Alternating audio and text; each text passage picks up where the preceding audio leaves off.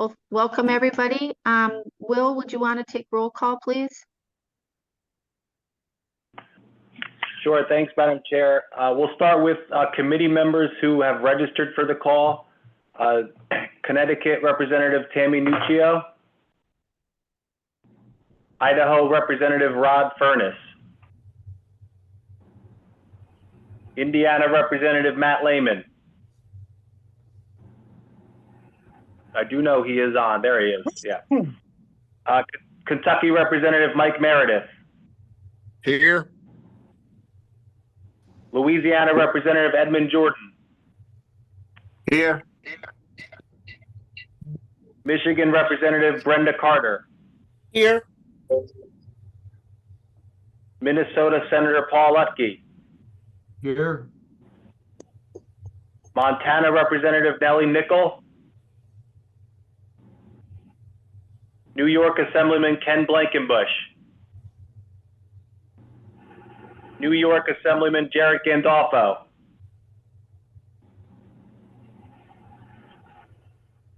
I did see him on. Yeah. New York Got it, thank you. New York Senator Pam Helming. New York Assemblywoman Pam Hunter. Here. New York Assemblyman David Weprin. I'm on. Thank you. Ohio Senator Bob Hackett. Here. Ohio Senator George Lang. Here. Oklahoma Representative Ellen Hefner. Here. Texas Representative Tom Oliverson. Utah Representative Jim Dunnigan. West Virginia Delegate David Green. Here. West Virginia Senator Eric Nelson. West Virginia Delegate Steve Westfall. Here. We have Chair Felskowski. Moving on to other legislators who have registered. Arkansas Representative I'm Deborah sorry. Ferguson. I don't know if you guys missed me, Tammy Nuccio, or I came on late, so. Got it. You're the first name out of the box. Thank you, Representative Nuccio. Other legislators who have registered, Arkansas Representative Deborah Ferguson. Arizona Representative Lauren Hendricks. Kentucky Representative Jim Gooch. Here. Michigan Senator Lana Thies. Mississippi Senator Hillman Frazier. North Carolina Senator Vicky Sawyer. And it looks like, I think Oklahoma Representative Forrest Bennett is here. He just sent a message. Here. And are there any other legislators that I did not call?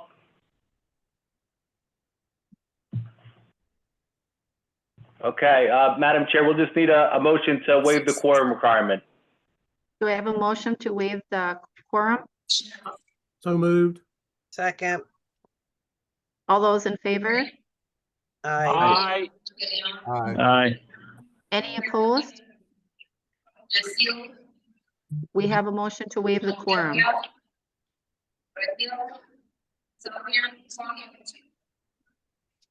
So with that, I would like to say good morning to everyone from Wisconsin and good afternoon to those who are out on the East Coast. Please excuse my very casual attire. We are out doing doors. We have a pretty good election going on here in Wisconsin. And I want to say thank you to everybody who's joining us today.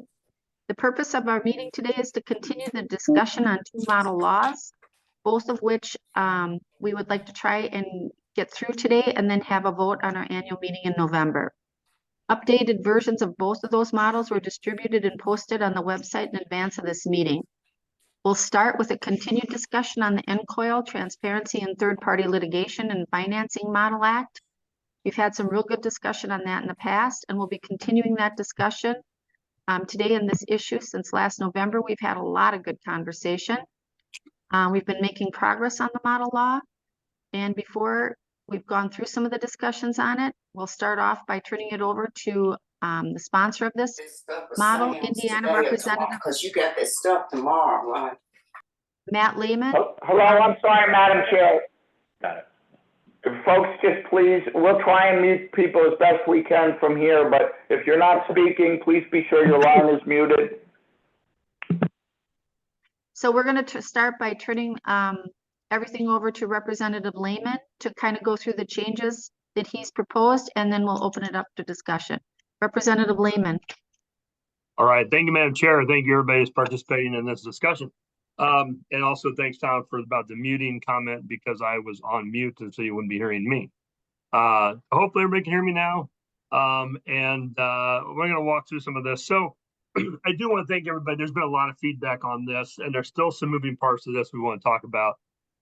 As you can see in the latest version of the model, there are two things I'm going to deal with. The first one being the disclosure of model and changes in section 7 and 16. Those govern how to disclose that we're going to do on the litigation funding agreement. I still think they need to have a little more additional conversation. The time we began this discussion, I know one of the most contentious issues was disclosure, the existence of versus the contents of.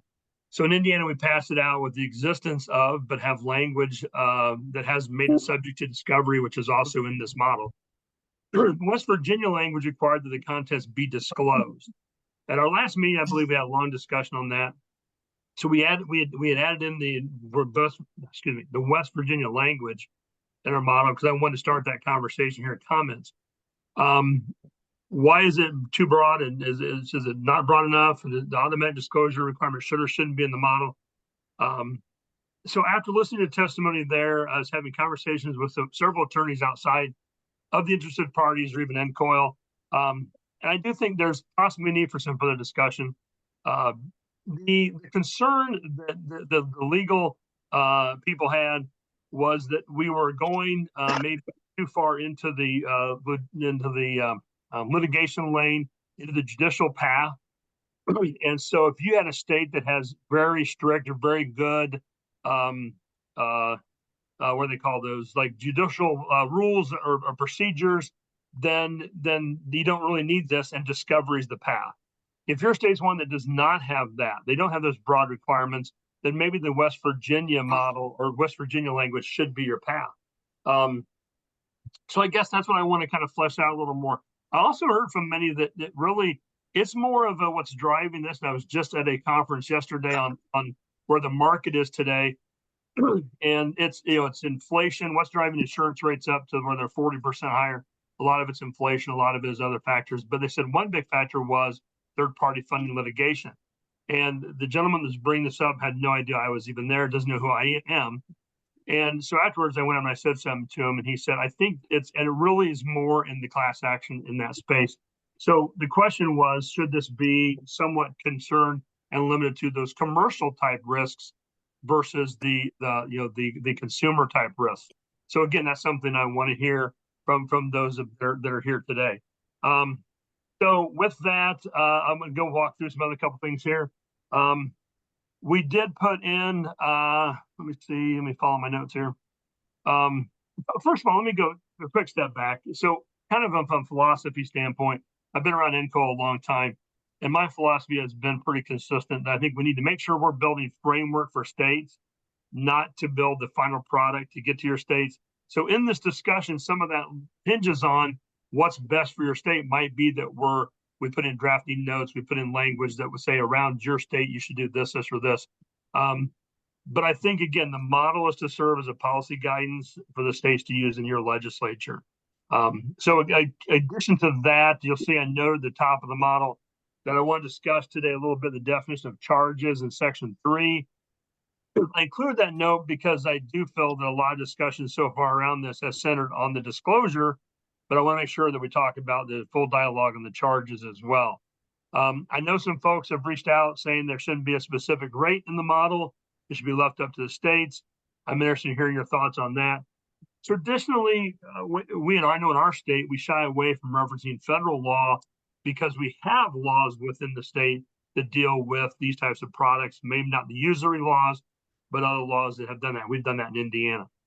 So again, maybe this gets down to more of a drafting note, citing what your state would use. I don't want anything to be construed as, because I know some people will use our models as, well, NCOIL didn't care about it. Why should you? And does this set the table of we didn't care about rate? Or if we do, we care. We all have a concern on the high interest interest rates on consumer debt.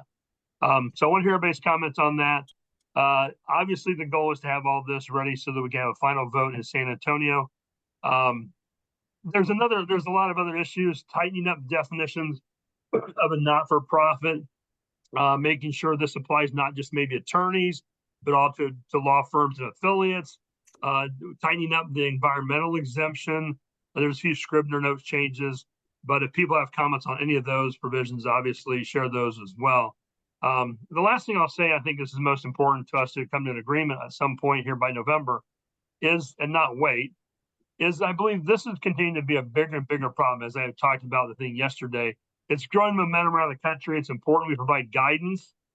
People are looking to us for that guidance. And I think we need to find a way to go here. And therefore, I think I'm looking forward to that discussion along the two major issues and other issues you might want to weigh on. And with that, Madam Chair, I'll send it back to you.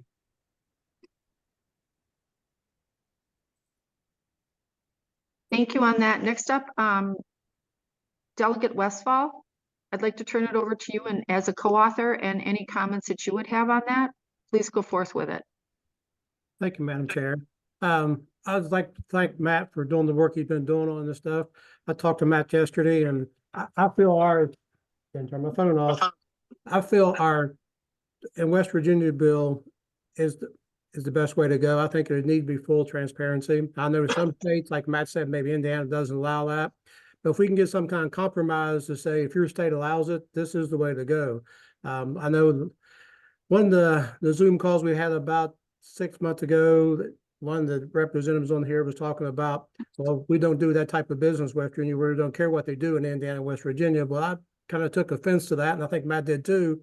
But we're growing, and I'd say I think it's a thing that is causing rates to go up. Our rates went up about 20% this year, and we're one of the lower companies that did rates in West Virginia. I'm still 100% behind the full transparency, and we'll see what happens. But I think hopefully get to a compromise somewhere that will work for other states. So thank you, Madam Chair. Thank you, Delegate Westfall. In terms of format, I'll first open things up to any interest parties that would like to speak, and then I'll open things up to any legislators for questions and comments. And I'll probably let Will call on people to speak because I don't think I'll be able to see them. Sure. Madam Chair, first we have Brent Walker who raised his hand.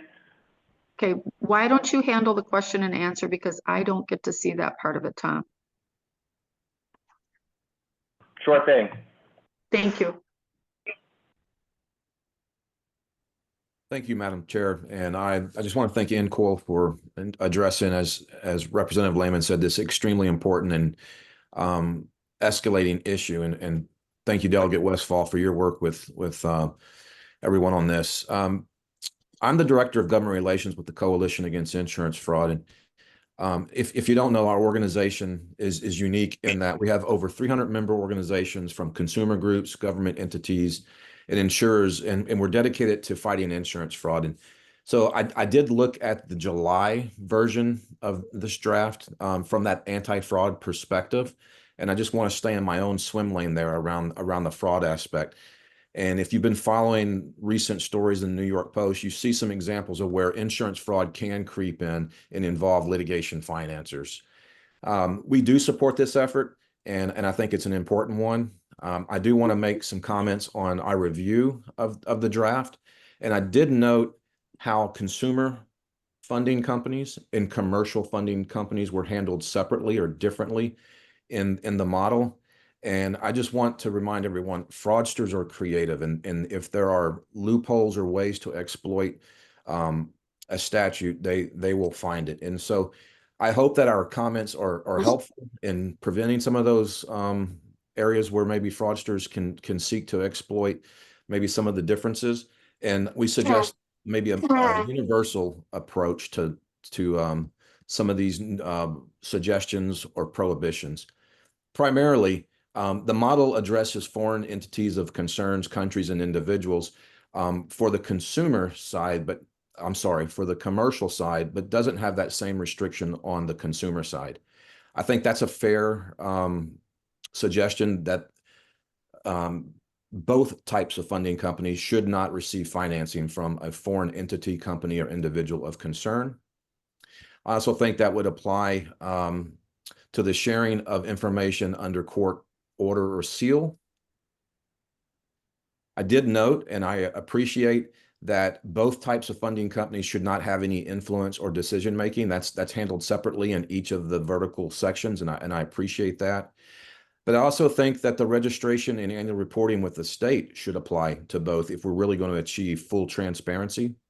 I think that's something that is important. And I think to that end, sufficiently spelling out how you're going to disclose a financer's corporate identity, their investors, their principals, that seems to go with other existing sections in the draft around the reporting and registration. And then finally, I do think it's fair to ask that investors, funding companies, and their principals, if they do register and report with the state, they should be prohibited from having crimes of fraud or moral turpitude, and there should be some diligence around that. And as Representative Lehman said, perhaps whether it's language or drafting notes, I would ask you to strongly consider some of these suggestions. I do think this is an important effort. I also understand that litigation financing helps the consumer with access to justice, access to the court system. We just want to make sure that we prevent any loopholes for fraudsters to exploit. So thank you, and I'm available for any questions if there are any. I appreciate the opportunity. Thank you, Brent. Looks like next we have Eric Schuler with his hand raised. Thank you. I appreciate it. Again, I'd like to appreciate Representative Lehman for having some discussions in between the last call and this call. Just a couple of things that we'd like to address. One is on the charges section. Our recommendation has always been to remove the reference to specific charges. One, making sure that the states have the individual right and ability to make that determination on their own. Plus two, our concern with referencing the Military Lending Act rate itself. I'll be honest, I've told this to a couple of you on the call here that I sent this to about a dozen lawyers and I got 5 different responses or 6 different responses to what exactly that language means. And so our concern is that it could be interpreted multiple different ways as to what exactly that rate is. By leaving it up to the individual states, it then would be clearer like it is in Indiana, like it is in several other states. On the section on disclosure, I like where it has evolved to, but I just like to add one more caveat to that, in that it would be for if requested or upon request rather than automatic. Our concern is that if you have it to where it is an automatic like it is here now, not everybody's going to know about this. Not everybody follows the statutes this close. And you could have people, attorneys, consumers, involuntarily or unknowingly violate the statute. If you have it upon request, then there is no ifs, ands, or buts about it as to whether or not there is some disclosure of the existence of the contract to it. We're not opposed to that. But I think it should be upon request. This way, there is an affirmative request to make sure that document is produced and not inadvertently left off. So I'll be happy to answer any questions, and I appreciate your time.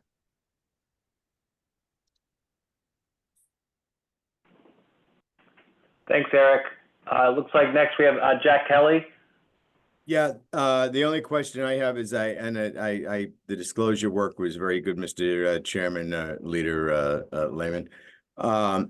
We might just want to go a little more generic in the reference to civil procedures. That sort of conforms to either West Virginia's term of civil procedures or Indiana's. So we might just want to say, according to the civil procedures of the state, I think they use the word like trial procedures or something is what's in the bill, but if we just make it generic, I think that's pretty standard. Just say, according to civil procedure rules of the state.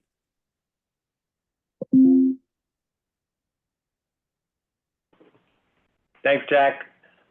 Looks like next we have Daniel Hinkle. Hey, everybody. My name is Daniel Hinkle. I'm the Senior Counsel for Policy and State Affairs at the American Association for Justice. That's the trial lawyer organization. And I just wanted to point out a couple things that have been raised repeatedly, both at the summer conventions or at the conventions throughout the year, and as well as other conversations that I've had. By my count, there have been 18 states that have already passed some form of legislation regulating litigation finance. And the vast, vast majority of those states have left the disclosure question to existing rules of civil procedure, meaning that if there is any model regarding the disclosure requirements in this, it should be left to existing rules of civil procedures. That's how most states out there have addressed it. This issue has come up repeatedly in those states, and it has gone to that position in those places. And so I just want to flag that is the vast majority of states that have dealt with this. The other thing I wanted to just raise with everyone again is that King Klein this summer pointed out that disclosure does not advance justice. It does not benefit anyone except by giving the defendant in litigation a competitive advantage in the way they handle their cases. And so those are just two major issues that I wanted to remind everybody of and bring back up again. So thank you.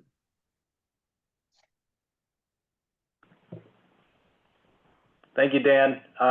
Mark Behrens is next. Good afternoon, everybody.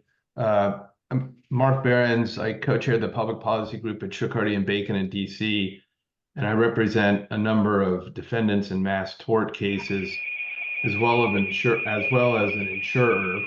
My perspective, I've got a few reactions. One is the disclosure does need to follow the West Virginia approach and needs to be more robust than what's in the draft right now for a few reasons.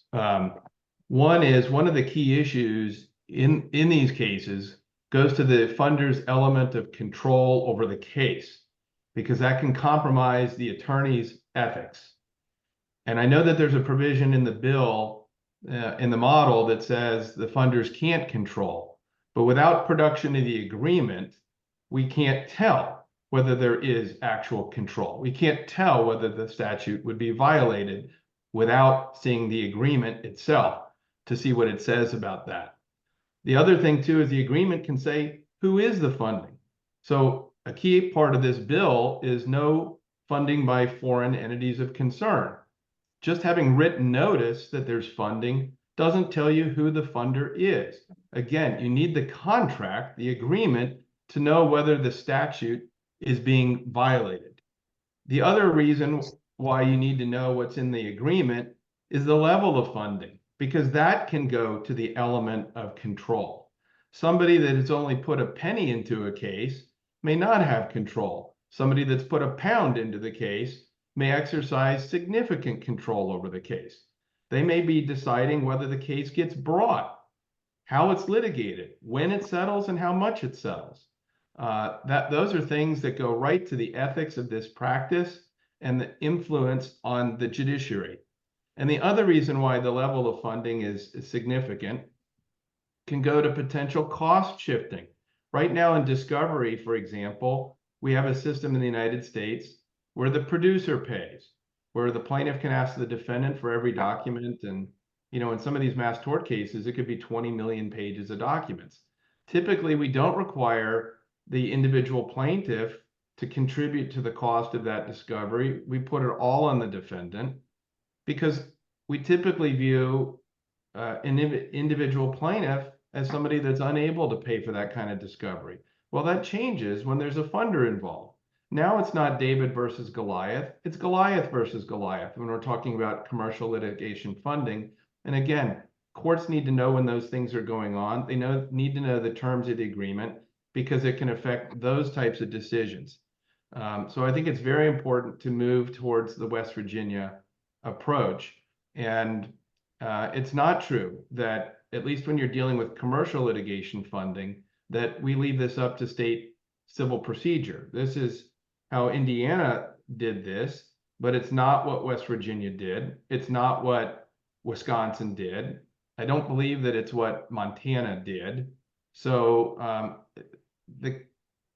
what we're seeing in other states more reflects the West Virginia approach.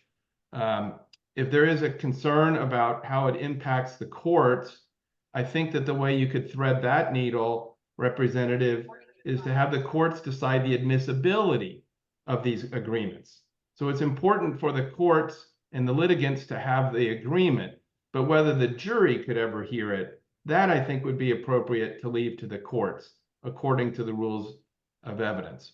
And then just very briefly, a couple of other things because these can be dealt with later, but I do think some of the definitions need to be tightened up. For example, I highlight two in particular. The definition of commercial litigation financier is, it says it's a funder who enters into agreement with a plaintiff. Well, plaintiffs don't enter into commercial litigation funding agreements. So the way the bill is written now, it wouldn't even apply in commercial litigation. I know that's not the focus or the intent rather, but that is what the bill says. And the same thing with the disclosure language that's in there now dealing with commercial litigation financiers. It's talking about when a plaintiff enters into agreement. On the commercial side, the plaintiffs are not entering into these agreements. And I think it's very important that the definitions reflect the actual practice. And the only other one I'd mention is on foreign entity of concern, where there's a reference here to an individual. But when you look at what the definition is, it's foreign entity concern is organized under a foreign country, owned by a foreign government, principal place of business. An individual can't meet any of those criteria. So I think you either need to change the definition to include like a Russian oligarch as an individual of concern, but it doesn't fit under the definition of an entity of concern right now. And those are my only comments. I'd be happy to answer any questions if somebody has it. Thanks, Mark. Looks like next is John Schnauz. Thank you, Chair Felskowski, Representative Lehman, members of the committee. John Schnauz, represent the National Association of Mutual Insurance Companies. We're here today to speak in strong support of the concept of disclosure and transparency in this model, and we think the language that was circulated last Friday needs some work to get back to what it needs to be on that concept. I'll just briefly say we support the goal of transparency. That's in the title of the model. It's been the goal from the beginning. We think the best way to achieve that is to do something analogous to what's done in every state here as to insurance policies, and that is make the actual agreement disclosed to the other party automatically. I think Mark covered that point pretty well. So I want to focus on something a little bit different, which is listening to the co-sponsors, Representative Lehman and Delegate Westfall, talk about this. It seems like the discussion at this point is a little less about whether disclosure is appropriate and a little more about who should be requiring it. So I want to focus on that because from our perspective, we think it is entirely within the province of the legislature to pass on this issue if it so chooses. And I just think there's a lot of points there, but I want to highlight a few. First, there's about 15 states, a little more than that, that already require pre-suit disclosure of insurance policies by statute now. I want to be very clear, we don't support those bills, but they do exist. There's statutes out there on that. And to my knowledge, we have never argued, when we argue against them, that the legislature lacks authority to pass those statutes. Instead, we argue they're bad policy. So I think that's one bit of evidence to say that the legislature can act here if it chooses, and that the model can go there. In addition, state statutes, both passed and proposed, specifically on the topic of third-party litigation funding, have included language that is substantively identical to what was in the model back in July. The most obvious example is West Virginia. That's what the language is based on. But looking around the country, there are bills proposed, some still under consideration in Ohio, North Carolina, Minnesota, Florida, Georgia, Iowa, Arizona. This is not a comprehensive list, but again, each of these bills include a disclosure requirement that is substantively identical to what was in the July version. We think that proves that a state legislature can go there if it so chooses. Finally, and I think most critically, NCOIL itself has a precedent here. There is an asbestos bankruptcy trust transparency model. NCOIL adopted it in 2017. We adopted it 2 years ago. It was sponsored by Senator Klein from North Dakota and Senator Hackett from Ohio. I think are both on this committee. That model includes very specific disclosure requirements for plaintiffs in asbestos suits, includes the content of the disclosure, the timing of the disclosure, requirements to supplement the disclosure, speaks to the relevance and admissibility. In other words, it is much more prescriptive than what this model included back in July. It's been adopted by NCOIL twice. And so we think the precedent is there for NCOIL speaking to a very similar issue regarding disclosure in another context. So in conclusion, NAMIC supports the July disclosure language. We look forward to further discussion on the model. I will briefly touch on just a couple of points that have been raised so far. The first one is on the charges definition issue. I think, if I'm hearing right, that there is some room for compromise here. Speaking for us, at least, we would be willing to support the removal of a specific cap in the model. What we would like to see, though, is an appropriate drafting note that clearly leaves that issue up to the states. In other words, we would not support removal of the cap. We think that would be used to carry the implication that NCOIL considered the issue and decided a cap was inappropriate. Leaving it to the states is contextually very different than that. And then I guess the final point, we do think the model should continue to apply to all types of funding. We think that's important. There have been some comments here that could have been taken otherwise, and so I wanted to make that point clear. That's all I have to say today. Thank you for your time. Happy to answer any questions.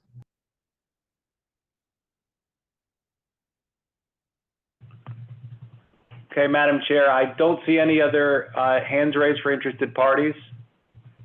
Hey, this is Wes Bissett. I'm having a hard time finding my hand raised feature today, but if it'd be possible, I'd like to make a couple quick comments. Of course. I'll take that as a go ahead. Well, good afternoon, everybody, and Chair Felskowski in particular. I'm Wes Bissett. I represent the Independent Insurance Agents and Brokers of America. Just to begin, I'll say that addressing this issue and addressing the abuse of the legal system in general is our most significant public policy priority today. There's nothing that outweighs it. And so we'll be working on this issue as we have in the last couple of years. We'll be working on this in many state houses in 2025 and beyond. And we think it's critical to have a meaningful starting point for state legislators to look to. So we strongly appreciate and thank NCOIL and Representative Lehman and Delegate Westfall in particular for their leadership on this. Brent and John and Mark kind of stole my thunder a little bit. I guess, just the couple remarks that I would make is we urge you not to water this proposal down and agree that the disclosure language, to the extent that you can keep it as is and not water it down, that would be ideal. I especially wanted to comment on the rate provision, and John kind of stole my thunder there. We really agree with his suggestion on that. We think just the removal of a reference to a rate cap would be troubling because of the implication that some might take from that and try to suggest to policymakers. So even if there were a reference to a rate cap provision with almost a fill-in-the-blank element to that, we think that would be helpful. There could even be a drafting note associated with that outlines the caps that are in place in places like Tennessee and Arkansas and Montana to highlight for states the types of rate caps that are in place in those jurisdictions. So we urge you to consider your good work on this, not to water it down. It's not just the insurance industry that's focused on this, but there are many, many policyholder organizations that we're engaging with at a state level that strongly support this effort. And we urge you to adopt it in November. It's critically important to have a meaningful guide for state policymakers in place going into 2025. So thank you for your good work.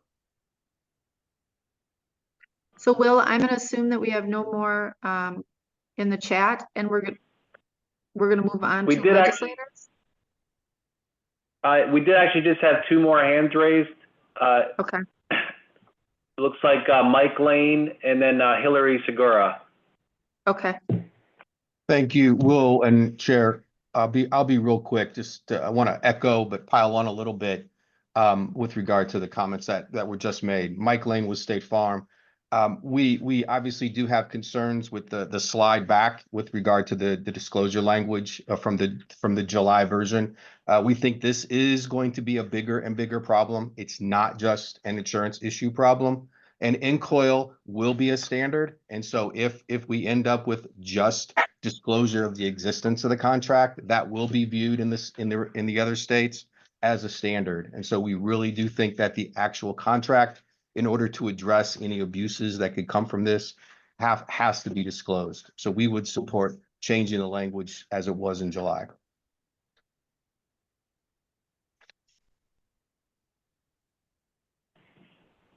Thanks, Mike. Hillary? Thanks, Will. Madam Chair. Hillary Segura, Vice President, State Government Relations with APCIA. We very much appreciate the efforts of Representative Lehman and Delegate Westfield and the entire committee tackling this very important issue. I would echo a lot of the comments that have been made recently by Mark and John and Wes and Mike. So I will be very brief in my comments. I would just say that there are core parts of the TPLF legislation that are crucial to our insurance membership, that being the disclosure requirement. The model already is including a language regarding the foreign entities of concern and language to make the non-party funders role clear. For that, we are appreciative of, but we do believe that the model itself needs to have language regarding the disclosure of the agreement itself. As has been noted previously, legislation in West Virginia and Wisconsin, Montana have already included the disclosure of the contents of the agreement, and we think that is a very important component, as NCOIL will be a national standard bearing across the country. We think that is important to be included in the final model. I'm happy to answer any questions. Thank you, Hillary. Next, we're going to move to Eric, and Eric is going to be our last third party or last interested party. And then after that, we're going to move on to legislators. So Eric. Thank you, Madam Chair. I'll be even briefer. Eric DeCampos with the National Insurance Crime Bureau. I just wanted to echo some of the other comments regarding concerns around any rollbacks, any sliding on the disclosure piece.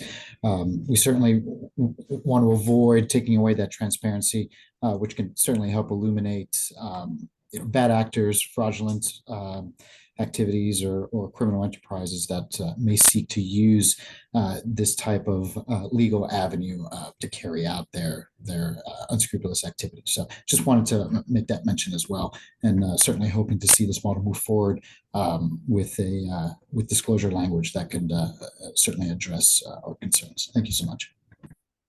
You bet. Eric, thank you. And next, we're going to move on to legislators. First up, we have Assemblywoman Pam Hunter.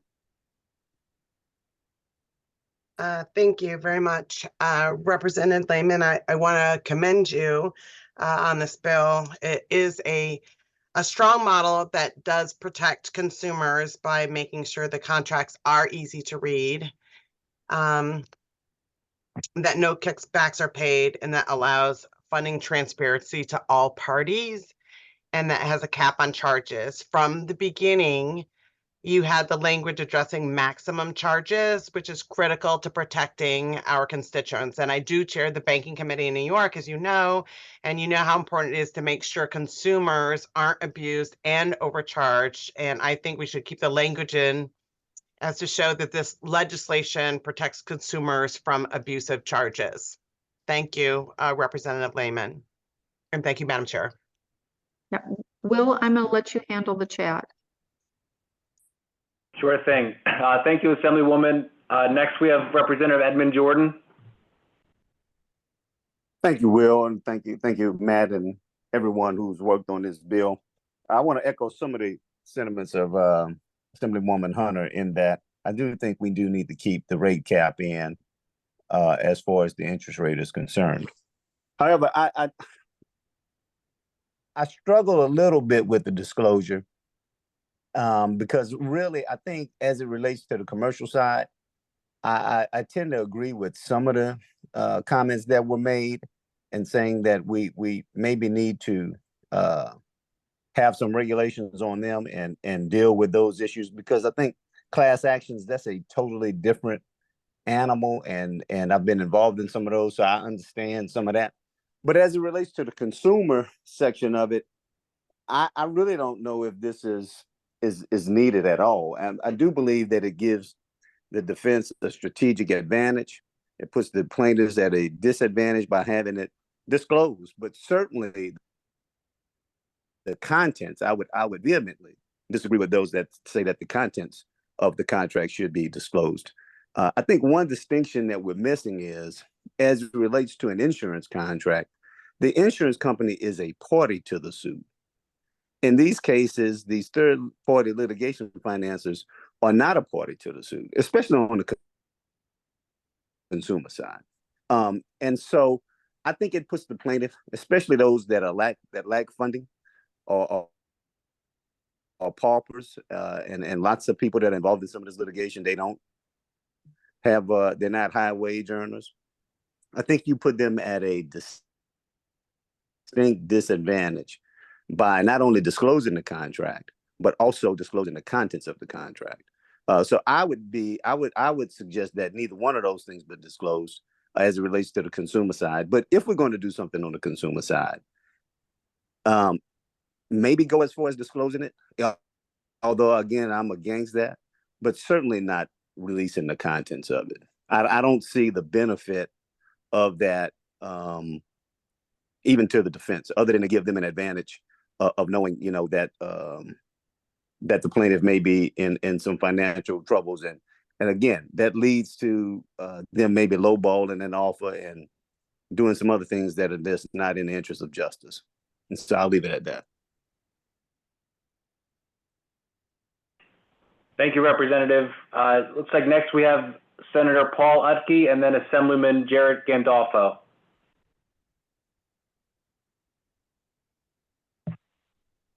Thank you, Will, and good morning.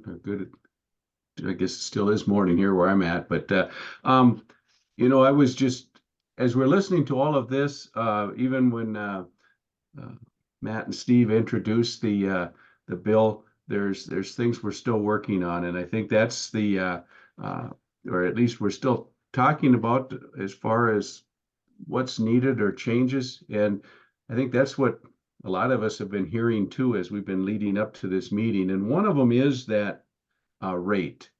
And my only question, and this is something we can follow up with too, is there a more clear way to word the rate if it's going to have a ceiling than the Military Lending Act? And I guess I'm not so familiar with that. I looked it up, and as I read that, the way it's laid out, and I think it was mentioned earlier by Eric that there is some confusion to it. And I don't know what's right or what's wrong, but if there's a way to clarify that, if there's going to be a rate in the system, and I've had people both ways talk about let the states just do it. But then again, in the Model Act, it does give some direction when it's in there. And it is kind of leaning to the fact that, the Model Act is to give direction. The state still can modify it down the road if they so desire, but it's to kind of keep some control within, or at least set a bar. We all know when you set a bar, that's where everybody targets. Whether it's a high bar or a low bar, that's where they're going to end up. And so I understand the reason people say leave it out and just let the free market run with it. But in some of these things with consumers involved, and in some cases, they're into things that they're not very familiar with when they hit to the legal system, that, some direction is probably good. So with that, Matt, and as you follow up, as we move forward with this, I guess my questions would be, is there more clarity to how that rate is worded? Or is this the best way? I don't know.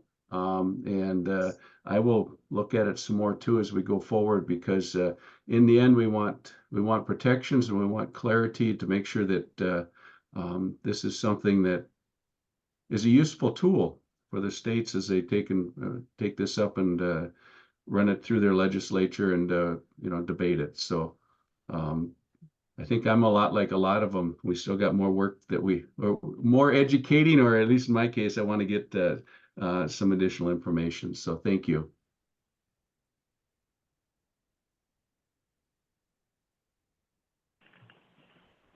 Thank you, Senator.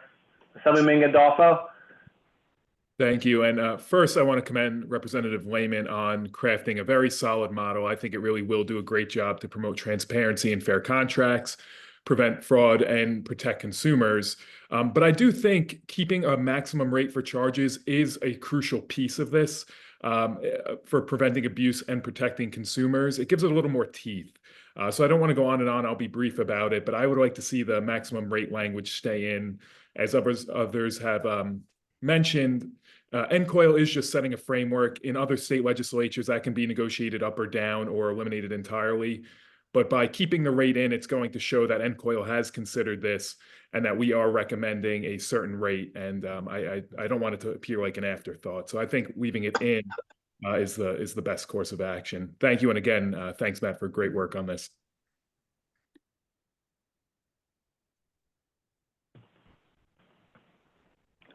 So Representative Jordan, I'm not sure if your hand is still raised, if you'd like to comment again, or if that is just still raised from the last time. Oh, no, it's just raised from the last time. I apologize. No problem. I do not see any other hand raised. So back to you, Madam Chair. Thank you. Then I'll just be the last legislator to comment. I do like the previous disclosure language, and I will base that a little bit on Wisconsin has some pretty strong disclosure language, which has been mentioned. I think Mark, you made some real good comments, which I all agree with. And I would just say this, we have strong disclosure language in the state of Wisconsin. And I think if you look at settlements that have happened since that strong disclosure language has been there, I don't think in any way, shape, or form it has hurt our plaintiffs, nor has it hurt their settlements at all. So as we've talked a little bit too, NCOIL is a model. And I think when we go lighter on some of these disclosures or lighter on language, other states will look at it and say, well, if it wasn't important to NCOIL to put it in, why should we even take a look at, doing something stronger? Or maybe if disclosure wasn't important to NCOIL, why should we look at it that way? So I think that's something that when we're looking at model legislation, we have to be very cognizant of. So after that comment, thank you, everyone. And I'll turn things over to Representative Lehman for any closing remarks. All right. Thank you, Madam Chair. Thank you, everybody, for your comments. I do appreciate it. I do think a couple of takeaways that I noted as I took very copious notes here was on around the rate. I think what I'm hearing is we want to make sure that we have maybe some more clarity around strong consumer protections on that rate language. If that's citing a site or just having some strong language for your state to consider. But I think I heard overwhelmingly that we want to make sure we are strong. We are making the statement and call that we're very strong on consumer protections. As far as the disclosure goes, I'm sensing I'm hearing a lot more. They prefer the way it maybe was. I think that I'm hearing it, and I think I heard this from Edmund about the really the problem seems to be more around the commercial. So maybe we need to have a broad discussion of do we squeeze tighter on the commercial and the consumer, which isn't quite in that same vein of where those loans are coming from or where they're being settled, like a class action versus a few dollars to grandma type of situation. So I think we'll get some clarity around that as well. But I do appreciate everybody's comments, and we'll continue to work on some language that we will definitely get out and vet, so that when we get to San Antonio, hopefully we have a good product. So thank you, Madam Chair. Thank you, members of the committee. Thank you, Representative Lehman, and thank you to everyone who participated today and for all the comments. Please be sure to reach out to Representative Lehman, myself, or NCOIL staff with any questions or comments, further comments on the model. Next on our agenda is a continued discussion on the NCOIL Earned Wage Access Model Act.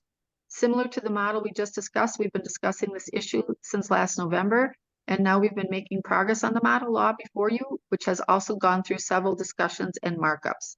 I'll turn things over to the sponsor of the model, NCOIL Vice President, New York Assemblywoman Penn Hunter. Assemblywoman Hunter, please go ahead. Thank you, Madam Chair, and thank you to everyone that has participated in the discussions on this issue since we first introduced it in November last year. As you can see, I have made some changes to the model, and that version has been distributed and is on the website. Those changes are based on the proposed amendments submitted by both consumer advocates and industry representatives. So I've tried to maintain a balanced approach here. I think it's worth repeating that I've mentioned to this committee previously, and that is this is a great opportunity for NCOIL to provide guidance to states on this issue. Some states have taken action, but they have different approaches. And recently at the federal level, the CFPB has announced its intent to issue a rule declaring that these types of products are credit and subject to federal truth in lending law. And that proposed rule really just muddies the waters. Further on this issue is both consumer advocates and industry representatives have widely different opinions on the rule. And it's almost certain that this rule is going to be subject to years of litigation. So it's clear that state legislators, and by extension us, NCOIL, are going to have to provide guidance here.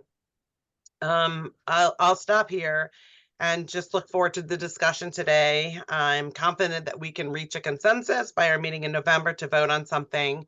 Back to you, Madam Chair. Thank you, Assemblywoman Hunter. In terms of format, once again, we'll first hear from interested parties.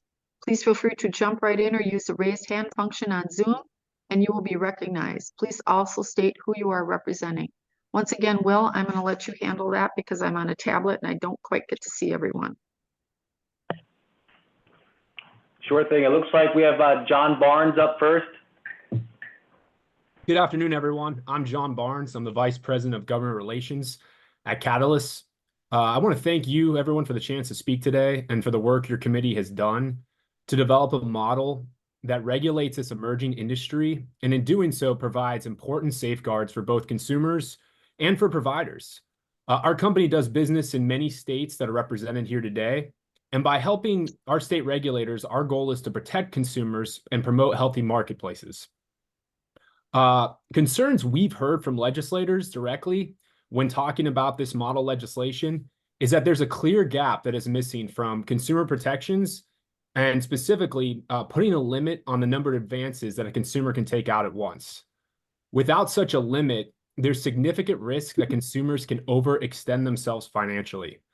The most effective way to regulate this product is in real time. And the only way to do that in real time is through a centralized database, which would track EWA advances and prevent consumers from taking out multiple advances simultaneously. This is the same approach that's already in place for small dollar non-bank consumer credit products in 14 states around the country. From Washington State on the West Coast, Oklahoma, North Dakota, Illinois, Florida, Alabama, Wisconsin, Michigan, and many other states, there's a reason that legislators have come together and said this is an important consumer protection. And we believe it's important that EWA advances, since they're not underwritten and there's no credit check involved, that it's critical that without this centralized system, providers just have no way of knowing in real time who is lending to who and how much has been lent. The risk is clear. Without safeguards, consumers can easily take out multiple advances across different apps, across different providers, and it's a clear way to get into a cycle of debt and an unhealthy reliance over time. I know all of you know this, but research from Harvard and the California Department of Financial Protection and Innovation has shown that on average, consumers take out 26 EWA advances per year, and that most consumers have more than 2 of these apps downloaded on their phones. So without proper safeguards, we can quickly get into an overextension and financial strain. Finally, if the committee agrees it wants to do something to ensure this consumer protection, it's critical to include the database in the model bill, because without it being written into statute, regulators simply don't believe they have the authority to implement the database. Madam Chair, as you said a minute ago, it's critical to include language like this because many legislators will say, if it wasn't important to NCOIL, why should we consider that? So that's what we're asking the committee to do today, to take a closer look and ensure there are consumer protections that keep consumers safe from getting overextended. By doing so, we can ensure that when this goes out to the states, there'll be no question that consumers are protected and the industry will benefit from the transparency as well. Thank you so much for your time. Thanks, John. Up next, we have Ben LaRocco. Thanks to the committee. Good to see everybody again. I want to address a few issues that are in the model bill. First, I want to address the comment from the previous commenter. I've been working on this legislation issue for many, many years in every state. Never once have I heard a legislator say that they want that the government should have a full database of every EWA user and every transaction. It seems like a really a lot of very sensitive data that need not be in the government's hands. So anyways, we can talk more about that if there's interest. But I do want to discuss some issues in the bill specifically. I think a lot of work has gone into this, for sure. I definitely appreciate a lot of the work that Representative Hunter and Jacob and the others have done on it. So thank you very much. I want to flag a couple of issues that I think probably need a little bit more work on. First, interestingly, going over the third-party legal funding, a lot of the same issues. I think the first one is disclosure. We've been talking a lot about disclosures in the states. This will be the third model bill that will be passed by various organizations. We've been spending honestly years debating disclosures on the federal level, even beyond the CFPB rule, which Representative Hunter mentioned. And getting disclosures right is very important. And I think it's not just about this product, which there's various points when you want disclosures, right? You want disclosures when the person first downloads the app. You want disclosures when they're at the point of sale, and then you want disclosures as follow-ups too. So I think we need to do a little bit more work on that in this bill and the specifics of that. A lot of disclosures right now are on the federal level for other products, like how do you disclose things here compared to, say, credit cards, loans, money transmitters, et cetera. So some of the other like similar products, check cashers, et cetera. So I think we need a little bit more there. Section 8B9 specifically, I think needs some more work. Also, in that same Section 8B8, the receipt of funds, we don't control when people receive funds. We control when we send funds. And I think there's like one provision where they have to receive the funds the day before they're paid. And that gets into a problem because what happens if they get paid at night and they need $50 in the morning and they want to go get the app? Should we like say, no, you're prohibited from taking out this money because it's your payday? So I think that that was an addition that I think needs to be reworked a little bit. So I want to clarify that. And then Section 8C, where there is an exemption from the usury laws, we had suggested an exemption from lending and money transmission laws. We think there needs to be some clarification that if you get an EWA license, you would not also need any other license to do EWA. Like if you also lend or if you also transmit money, you would need those. But by the fact that you get the EWA license, you don't need to also get things because that could be very burdensome if we would have to, comply with all of the lending laws and all of the money transmission laws and the EWA laws, right? Why would we have to do all those? So we think there needs to be some language that says if you do this, you do not also need to comply with the other products. Maybe some minor issues. I think it was great that the clarification on tips be treated differently than other fees and other things. One thing I'd clarify, in the language, it says a tip is a fee. Typically, a fee is something that you trade for a service. A tip is a voluntary gift or gratuity. So not to say that it shouldn't be regulated, but it should be treated differently as a fee to keep that differentiate. In Section 8A3, there's some language on account debiting. It gives a lot of control to the regulator. Basically says the regulator can make up whatever rules they want on account debiting. We don't, it's not that there can't be any rules around account debiting, but we're always concerned when something just says the regulator gets to decide whatever they want. and they get to go and run with it. There is already a very robust set of laws and regulations on how accounts can be debited. So we think that needs to take another look. And then lastly, Section 11, we suggested that be struck. It was left in. That basically gives control of the company, approval of control of the company to a regulator, saying essentially you can't sell the company or transfer something unless the regulator approves it. It would be very burdensome if anybody that had an EWA license had to get 50 different state regulators to approve the sale, especially, with no de minimis value. Small players that might want to get bought by somebody else if they have to get that sort of regulatory approval. So we suggest we take a look at that. So those are my flags off the top. Appreciate the work. I'm happy to provide some further guidance on these. And thanks so much. Happy to answer any questions. Thanks, Ben. Next is Andrew Kushner. Yes, thanks, everyone. For those I haven't met before, I'm Andrew Kushner, Senior Policy Counsel at the Center for Responsible Lending. Appreciate the opportunity to testify here today. I'm here on behalf of my organization, a nonprofit, nonpartisan research and advocacy organization that fights predatory lending, as well as National Consumer Law Center, which has also given comments in the model bill work. And I just want to express our disappointment with two changes in particular to this version of the model bill. Number one is the changes related to the fee cap. I thought the last version of the model bill, it certainly wasn't everything that consumer entities wanted, but it certainly represented more of a compromise and a balance approach than what we've seen, especially in other state legislatures, when industry has introduced, their version of a bill.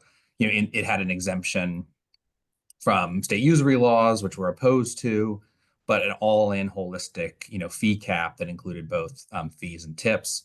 And that has been weakened in this version to only include, mandatory fees. Number one, I think there's a clarity issue with that provision. It's not entirely clear to me what a mandatory fee is. I mean, there's no dispute, I think, that none of the companies in this industry charge, mandatory fees in the sense of the, fee that you absolutely have to pay. What they charge are expedite fees to receive earlier access to funds.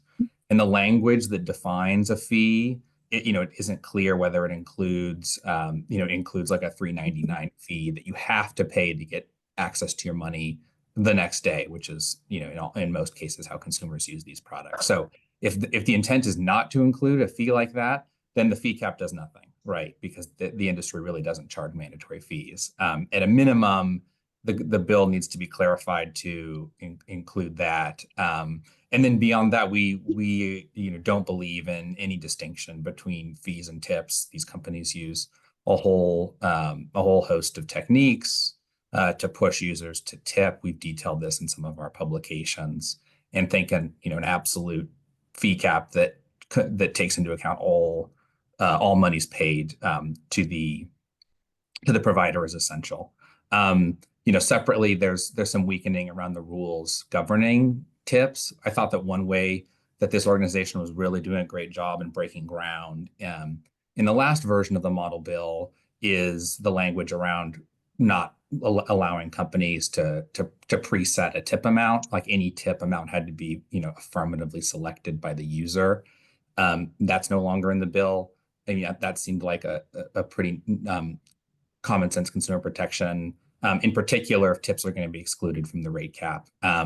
So I think while we weren't fully in favor of the bill, as it appeared a couple of months ago, it certainly represented a better balance for consumers in this version, and would like to urge the committee to reconsider the changes I've talked about. And I'm happy to take any questions after others have spoken. Thanks, Andrew. Next is Andy Morrison.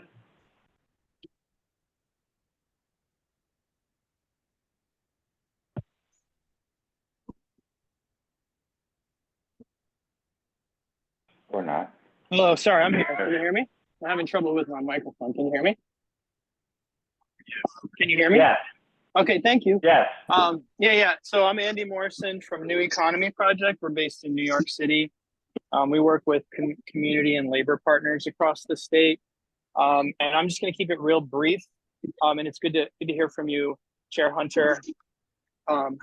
We, again, strenuously oppose any model legislation, and we would oppose any legislation being enacted in New York State that would exempt EWA from the usury law that we have in New York State.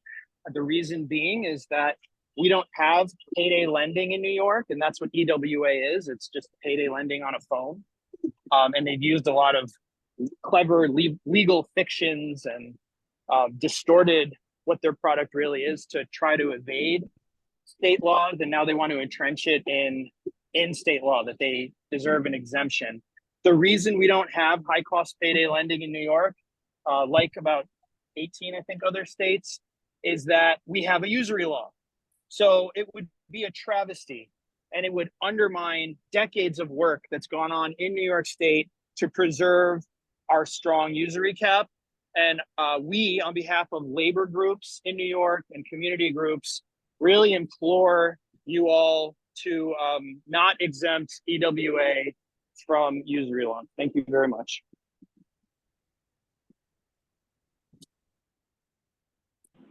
Thanks, Andy. I see John has his hand raised up again, but before we go back to him, since he already spoke, are there any other interested parties that would like to say anything? Okay, John. Yeah, really quick, just to go off of sort of what the last speaker said. In 14 states around the country, and forgive me, I know I said some of them, but states like Kentucky, South Carolina, Wisconsin, Illinois, Michigan, Delaware, any of the ones I didn't hit, they have these real-time databases. It is only a red light, green light function. It doesn't stop anyone from offering a loan product. It only goes off of the EWA is going to be a loan product. It only goes off of what the consumer has taken out. So in 25 plus years, we've never had any sort of hack. It's all just for the state regulator to have that data. Doesn't go into other states. It's just in that central state. So it's something that some of the folks on this, some of you legislators on this phone, you actually have voted for that in your states. And so I just wanted to clarify that. There's a little bit of miscommunication, misunderstanding on that. But again, happy to take any questions. Really appreciate your time.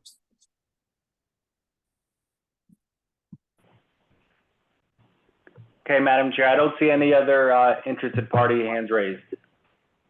Great, thanks, Will. With that, we're now going to open it up to legislators. Are there any question or comments from any legislators? Again, please jump right in or use the raise hand function on the Zoom. Will, I'll turn it over to you, Representative please. Carter? Yes. Yeah, Representative Carter. Okay, thank you. Really appreciate the work that's on this model legislation. Thank you very much, Assemblywoman Pam Hunter. We just recently passed legislation similar to this in Michigan, and it was bipartisan because we recognized that we had to have some type of transparency and controls on rates and etc. But one of the things that I'm still concerned with in Michigan is the fact that how many times a borrower can lend, or what the availability is. In a city like mine, if they can borrow from one lender and then go the next day and borrow for another and then another and then another, then there's no way of finding out whether or not this person has actually maximized their income or put themselves in some type of situation where they cannot get out of this hole. So even though I'm not really familiar with this centralized database, I would like to learn just a little bit more about it and for us to just consider it, especially in our communities that use payday lending as a source of income control. Thank you.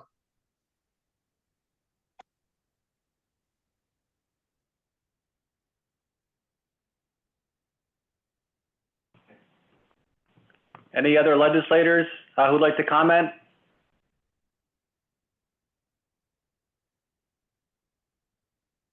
Okay, back to you, Madam Chair. Great, thanks, Will. Thank you, everyone, and I'll turn things over to Assemblywoman Hunter for any closing remarks.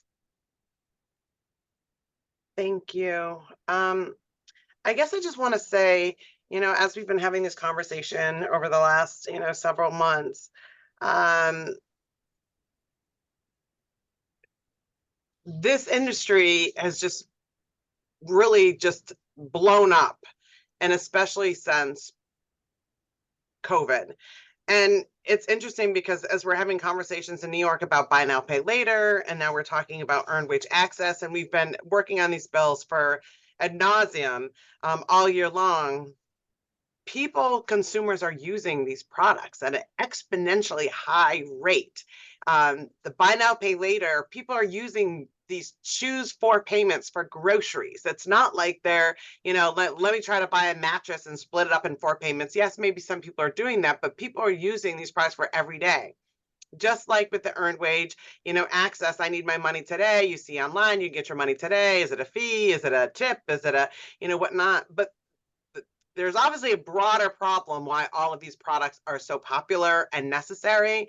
And I just think that, I'll reiterate the importance of us being standard bearers to make sure that we are at the forefront of policy that is impacting our constituents on an everyday basis. And, Representative Ucky said it right in our last conversation relative to these are models. You take it back to your state, you work with it, but we need to have a foundation, and making sure that it's not always pro industry and it's not always pro consumer makes it very difficult to get to consensus. But we can't shy away from tackling these hard issues just because they could potentially be contentious, because our constituents can't wait for us to get ourselves together, that this is really important, and it literally is their livelihoods at stake. So we need to, get this right. And I believe that we have taken all sides into consideration, that there's not a group or entity that we have not had conversations with.